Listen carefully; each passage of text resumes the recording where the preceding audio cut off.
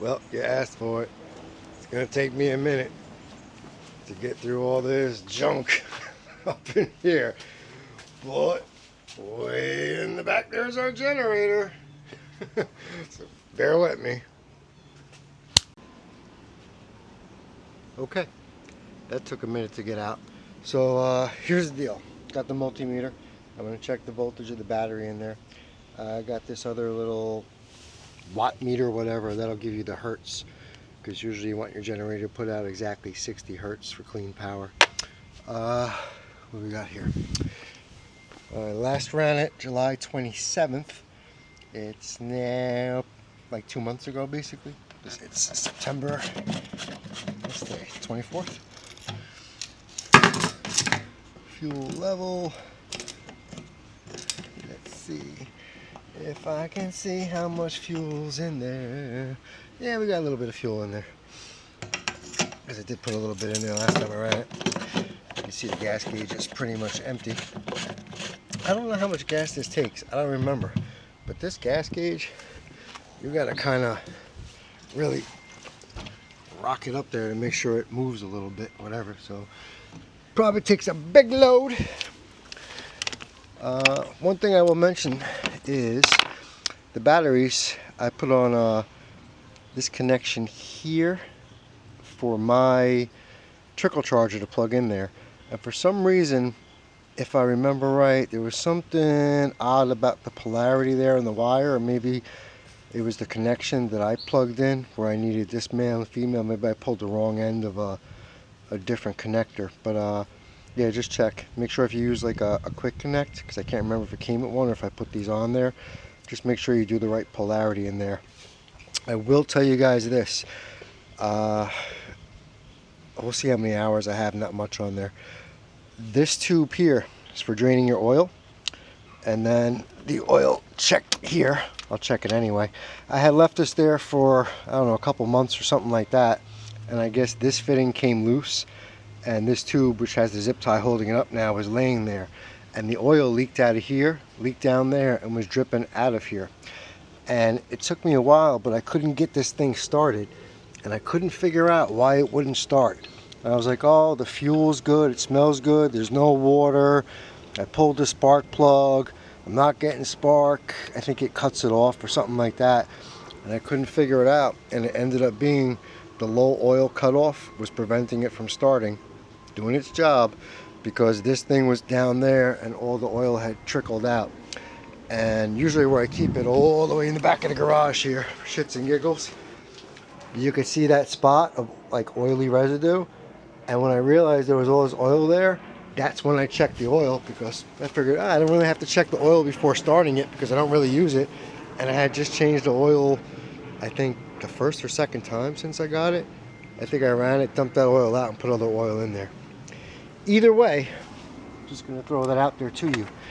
Could save you a lot of time and a lot of headache, because it took me a little bit to diagnose why in the world this thing was not starting.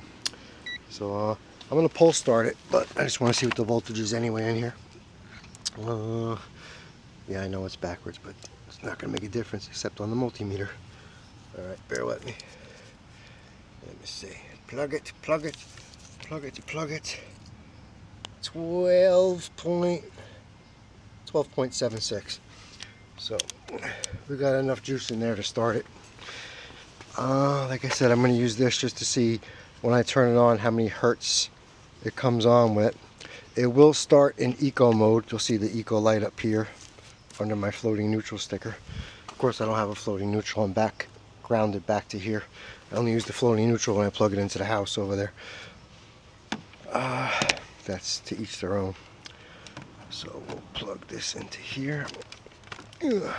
Like I said, we got enough battery to start it, but I'm not going to battery start it. Fuel is in cutoff mode, and then you know, you have your choke, your run, cutting the fuel, and then cutting the engine. So I cut the fuel last time, so we're gonna have to put it back here, give that fuel a second to trickle down into the carb in there, and then we'll start it up.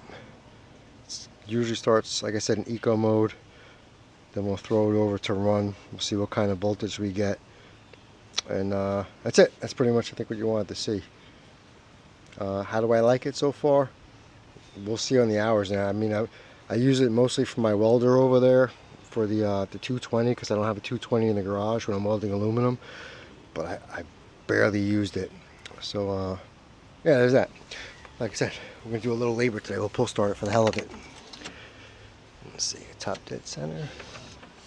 Let's see if we can find top dead center. There you go. Easy pull. It starts off in eco mode. It's choking up right now because of the choke.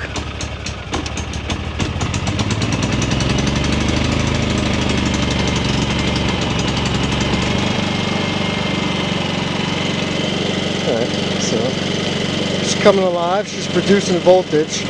Still starts off in eco mode. We'll flip it over to regular. So I got, well, almost 7 hours on it.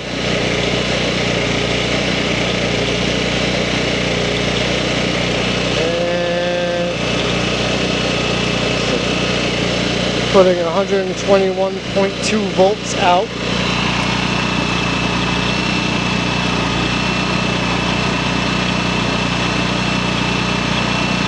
And 60 hertz.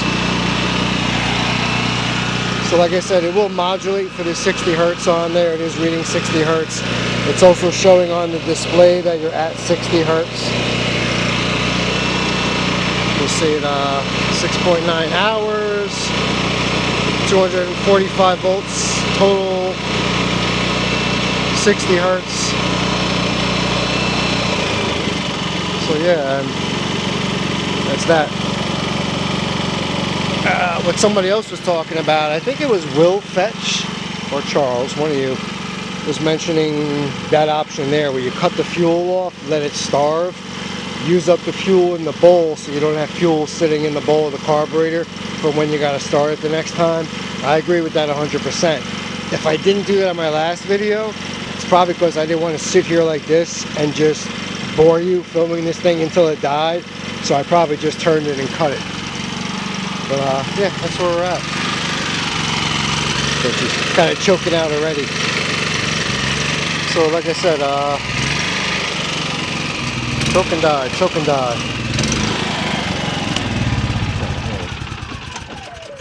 I'll save you the noise. So like I said, I mean, half a pole, whatever, you know what I'm saying? It started right up. It's been 2 months since I used it. Generally what I do is I have a little fuel pump. Just if you guys are interested, I'm not selling it. This is a Delphi fuel pump, and I just use that. I connect it to one of my 85,000 12-volt batteries that I have sitting all over here in the garage, and put a little clicky switch on there with a filter, and I can just stick it in the tank. I can suck that gas right out of there. I can pump it back into a a gas tank. I can pump it into the motorcycle because that doesn't care. That'll use like 90 octane gas. So usually I'll suck the old gas out, pump it in the car or something like that, and then put new gas in there, and just for shits and giggles. There's my fuel can there, September of 24, so I just got fresh gas. So I usually don't keep gas more than 2 months, and like I said, if I ran this July 27th, I probably at some point suck that gas out of it and put new fuel in there. So fuel's maybe 2 months old, and usually I get the higher grade fuel, 93, so it'll decay over time. It's maybe, I don't know, 89 by now, 87 octane. Either way, you saw it fire right up. But yeah, I mean, I'm happy with it for what it is. It's a inverter generator, so less noisy than the other ones. It does have that eco mode, like I said, and it'll drop down. It's got noise, but I mean, compared to what I had before that, this thing is deadly quiet compared to what I had. And we started in eco mode, so again, if we left it in eco mode and we fired it right back up. I remember we cut the fuel. We got to give it a minute to put more fuel in.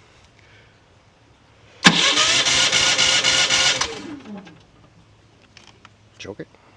There we go. But yeah, I mean, my kayak's 10 feet, so 10 feet away. It's quiet. Comparably to what I had before, quiet. It's got a lot of weight. It's a heavy unit. It's 8,500 starting watts, 7,000. So you're running 7,000 watts, but you can get the extra 1,500 for starting an appliance or something out of it. So like I said, I mean, it's been probably 2.5 years now I've had it, and 7 hours on the gauge. So that's it. Hope that helps you guys out. Not going to bore you to death. We'll cut the fuel, let it suck itself dry, and that's it. Yeah, just for shits and giggles, like I said, get yourself a zip tie. Take that and zip tie that up. Because the last thing you want is to think that your oil level's good or something crazy and have it leak out oil like that and not start. Because that was probably like a 2-hour fiasco of me. Like I said, pulling the plug out, checking for spark, pulling the crank, pushing the thing, and I couldn't figure it out. And then I realized, no, it's because it's got low oil and it cut off. However, I don't remember if this lights up. Maybe that, I don't know if that lit up for low oil. It probably didn't, because I don't even think it was starting at that time to tell me that it was seeing low oil. So you take that for what it's worth. Alright guys, hope it helps.